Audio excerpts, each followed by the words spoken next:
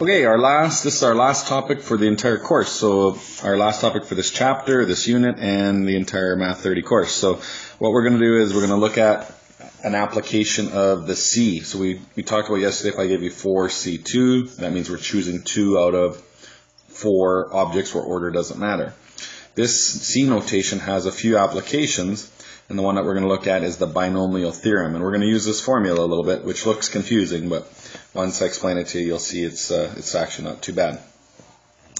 Where this comes from is Pascal's triangle. So in the old days, there was a mathematician, Louis Pascal, and he came up with this number pattern, and it's a pretty easy pattern. We just start at 1, and then on our next row, we basically add the 2 numbers above it. So we'd add the 0, there's nothing there, plus the 1, which would give us 1, and then we'd keep doing that all the way down. So the 1 and 1 would give us 2, 1 and 2 gives us 3, 3 and 3 gives you 6, and so on. So you get 1s going down the sides, and then the middle numbers add up. So we could do another row if we wanted to. We could continue this triangle as many times as we want. So we'd have 1, 5, 10, 10, 5, 1 would be the next row. We could do another row. It would be 1, 6, 15, 20, 15, 6, and 1, and so on.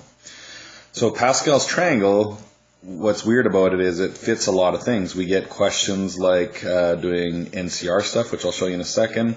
It works for pathways. So what I mean by that is if I gave you one of those questions where we were going from corner to corner, if I said how many paths to go from A to B, you could actually solve this using Pascal's triangle. All we do is we start with 1. I kind of picture the triangle being sideways. So you'd have 1 at all the sides like that, and then we just add them up. So 1 plus 1 would give you 2. Here we got 1 plus 2 would give us 3. 2 plus 1 would give us 3. 3 plus 3 gives us 6. 3 and 1 gives you 4. 6 and 4 gives us 10. So we'd see from A to B there would actually be 10 different paths to take. And the way we did this the other day, we'd say we have 3 and 2, so we'd say there's 5 factorial over 3 and 2 factorial. And if we actually do that, that'd be 5 times 4. 3, 2, 1 would cancel, divided by 2, which gives us 20 divided by 2, which is 10. So we do get the exact same answer no matter what. We don't do these pathway questions as much anymore, but it would still work.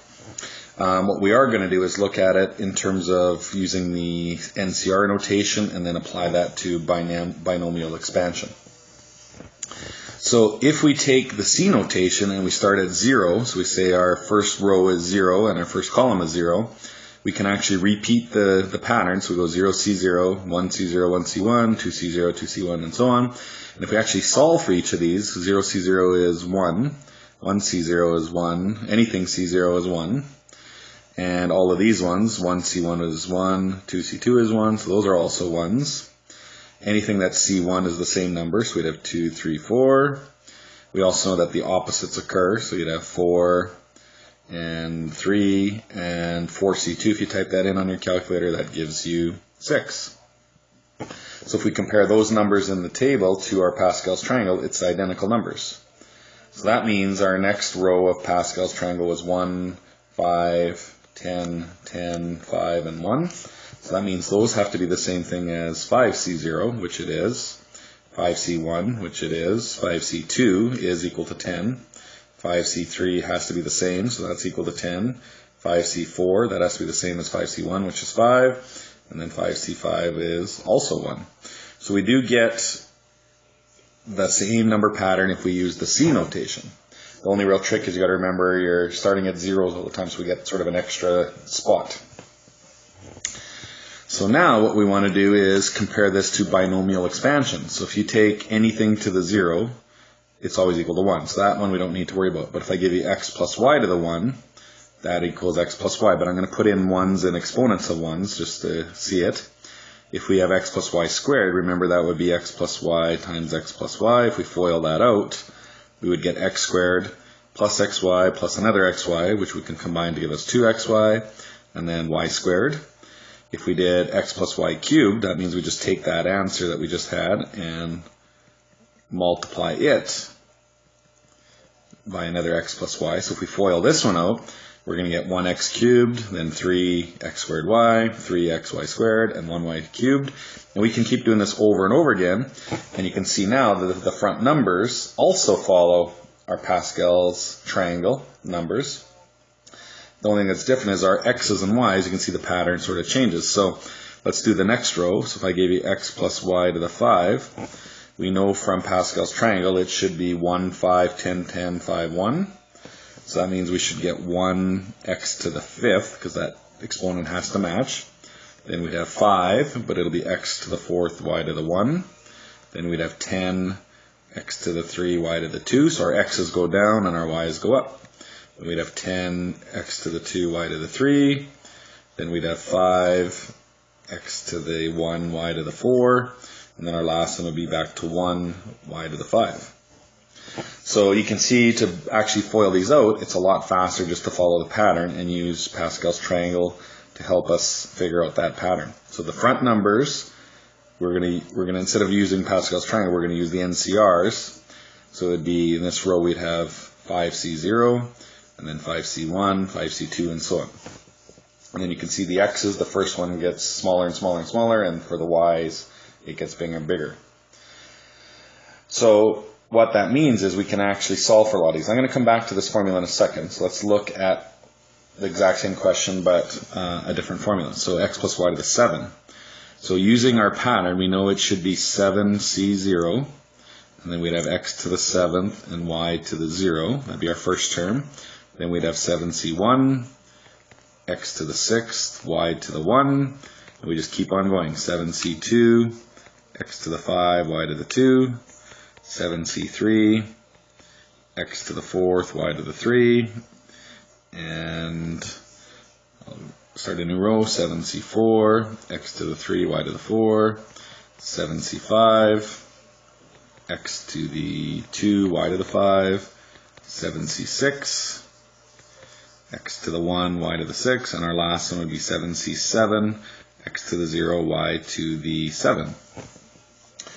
So the pattern's pretty easy, and most people can get that pretty good. The only thing you want to do now is simplify these. So 7c0 is just 1, and we have x to the 7, and y to the 0, which is also 1. So we just write it as x to the 7. The next one would be 7c1, which is 7, x to the 6y.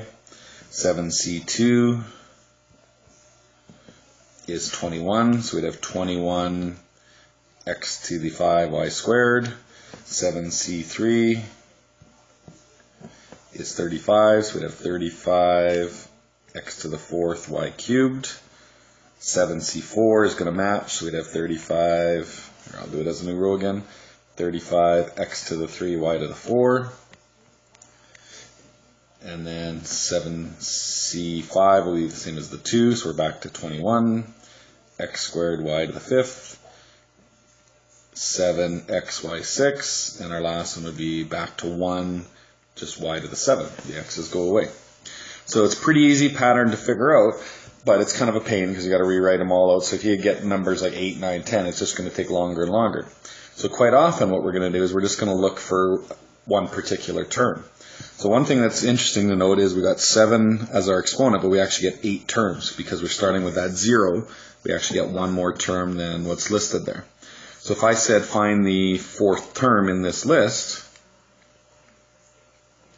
what we'd be looking for is the 4th one from the beginning, which would actually be 7c3. So if I said find the 4th term, we could actually go right to that without listing them all out. Because if we know it's the 4th term, we'd actually have a number of 3, so 7c3. And then we know that if it's a 3, it's got to be y to the 3. That means we'd have to have our x to the 4th would be the other one. So that's where this formula comes into play. So it looks confusing, but what it's basically saying is to find any term. So if we look at the one that we just had, so I had x plus y to the 7, and I said find the 4th term, or term 4. So what we had to do is we had to have we used a 3, right? Remember it was 7c3. So what we want to do is we want to say, okay, well if that number is a 7, we want term 4, we actually got to go 7c3, and then we'd have x to the 4, we'd subtract those two, and then y to the 3. That was our answer. So to make a formula out of this, we actually have to do one less number. So we write our term as k plus 1. So if we want term 4, we actually have a k of 3. And then 7c3 is that part. Our n minus k is 7 minus 3 would give us 4. And then our k is 3. So all you have to do when you're doing these questions is when you see the number, so in this case x plus y to the 7, we want to think of our n as being the number of terms. So if we want the fourth term, we actually want 3. You want to do one less. Sorry, we want our n to be the total, so that's our 7, and our k is the one less. And then we just plug it into the formula and it works out pretty good. So let's try a different one for this exact same scenario. So let's do the sixth term. Okay, so if I wanted the sixth term for this one, that means we would want our n is still 7, and if it's sixth term, that means we'd have a k of 5. So then if we plug all those things in our sixth term, so 5 plus 1 is 6, we'd have 7c5, x to the 7 minus 5 is 2, and y to the 5. So that should be our sixth term. If we go back to the other page, our sixth term is this one, so that was 7c5, x squared, y to the 5th, which is exactly what we got. So it does work. You just got to remember to change your n or your k to be one less than what you want. If you want the sixth term, you have a k of 5. If you want the fourth term, your k is 3, and so on.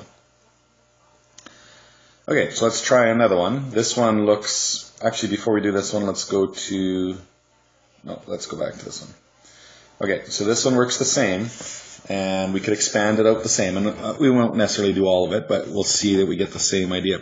So we change letters, that doesn't matter. So let's just think of this if it was x plus y, but we'll change it to a and b. So we'd have 5, so we want 5c0 will be our starting point. We'd have a to the 5 and b to the 0. Then our next term would be 5c1, a to the 4th, b to the 1, and so on. The only thing that's different is we get this negative in here. So what you want to do is you want to treat the negative as part of the b. So we'd actually have negative b to the 0 and negative b to the 1. And then our next one would be 5c2, a to the 4th, negative b to the 2. And let's do one more, 5c3, a to the, wouldn't be a to the 4th, that last one. Let me fix that, it'd be a to the 3. So our next one would be 2, and then negative b to the 3, and so on. So now, when you get these, you just got to simplify it a little bit more. So 5c0 is 1. So we have 1 times a to the 5, and anything to the 0 is also 1, so that'll just simplify to a to the 5. The next one we got 5, a to the 4th, and negative b to the 1. So a negative b to the 1 would be the same thing as just minus b to the 1. So the minus 1 times the 5 would give us negative 5, a to the 4, and then b. The next one we have 5c2, which is 10, a cubed, and then negative b would be b squared. The negatives would cancel, so that one will be plus 10a cubed b squared. The next one we'd have 10 again, a squared, but now it's negative b cubed. So that one will be minus 10 a squared b cubed. So you can see the pattern works where you just sort of, when you have a minus in there, it just switches back and forth between positive or negative. So we don't need to do the rest. We can kind of see the pattern. So if we were to continue, it would be 5, a to the 1, b to the 4th, and then our last one would be negative b to the 5 would be our last term. Okay, let's do one more. So in this case, we don't have a negative, but we have an x squared, and we got a regular number. So still do it the same way. So we got a 5 again. So we want 5c0 as our first number. And then now we're going to take x squared as our first term to the 5, and then we're going to have 2 to the 0. And then our next one would be 5c1, x squared to the 4th, and 2 to the 1. Then we'd have 5c2, x squared to the 3, 2 to the 2, and we'll stop there. We can continue the pattern on from there. So let's just simplify these a little bit. So 5c0 is 1, x squared to the 5 would be x to the 10, 2 to the 0 is also 1.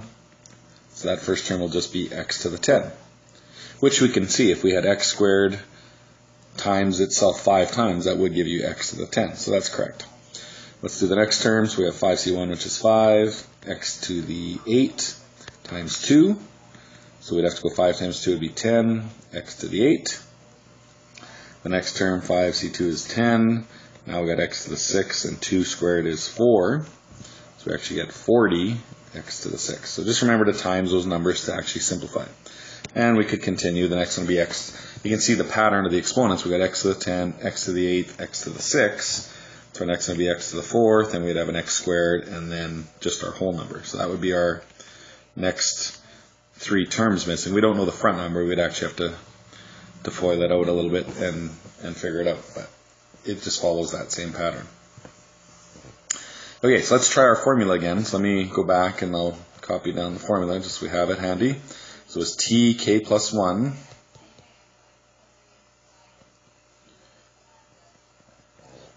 equals nck times x to the n minus k times y to the k. So that was our formula, so let's try it. So we want the third term. So what you want to do is look at it. We got our exponent of 6. That means we have an n of 6. And if we want the third term, that means we want a k of 2. So if we plug all that in, we'd have t, 2 plus 1 is 3. So we want the third term, so that's good. So we do 6c2, which you could kind of figure out because our first term with the 6 would be 6c0, and we'd have 6c1. So the third would be 6c2, so that's good. Now we have x, which in this case, our x is just that first term, so we'd have 5a squared, and we're going to do that to the power of 6 minus 2, which is 4, and then our second one is just the 2, and that'll be to the power of 2. So all we have to do now is actually just simplify all this out. So 6c2 is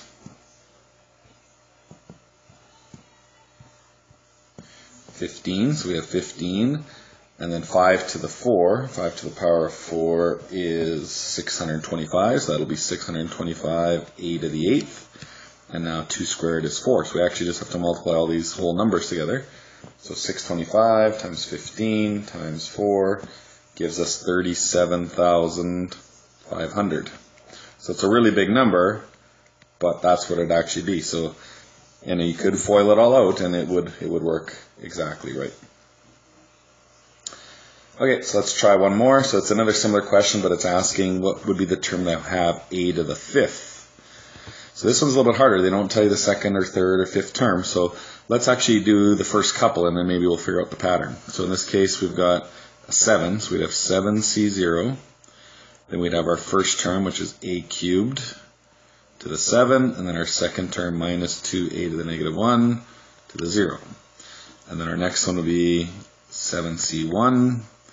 We do a cubed to the 6, negative 2a to the negative 1 to the 1, and let's do one more, 7c2, a cubed to the 5, and negative 2a to the negative 1 to the 2. So let's just simplify these and see if we can figure out what the pattern is here.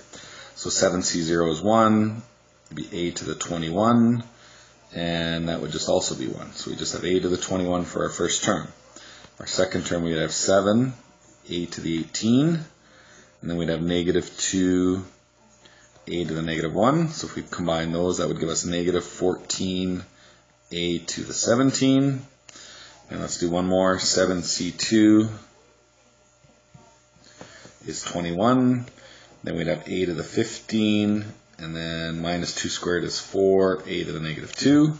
So if we put those together, that would give us plus 84 a to the 13, and so on. So that's good enough. We can kind of see that our first term now is a 21. Our second term is 17, and just in terms of the a, our next one is 13. So we know if we continue the pattern, our next term would be a minus something. We don't know the front number, but we know it'd be a to the, we'd take away 4, we'd have 9. Then our next one would be plus something a to the 5, and that's the one we're looking for. So we can see in our list we want the 1, 2, 3, 4, 5th term. So now we should be able to use our formula. So we want 5th term, so that means our k is 4, and our n is 7. So let's plug that in the formula. So we'd have 7c4, and then we'd have our first term, a cubed to the 3, and minus 2a to the negative 1 to the 4. So we just need to simplify that out. So 7c4 is 35. That'll be a to the 9, and then negative 2 to the 4 would give us 2 to the power of 4 is 2 times 2 is 4, times 8 would be 16, so we'd have 16 a to the negative 4. So if we go 35 times 16, we get 560 a to the 5. And that's what it's asking, which term has the a to the 5. So it would be 560. So quite often they might give you a question like this as a numerical, and they just ask, what is that front number? We know it's got to be a to the 5. The trick is, what would that front number be? And that's it.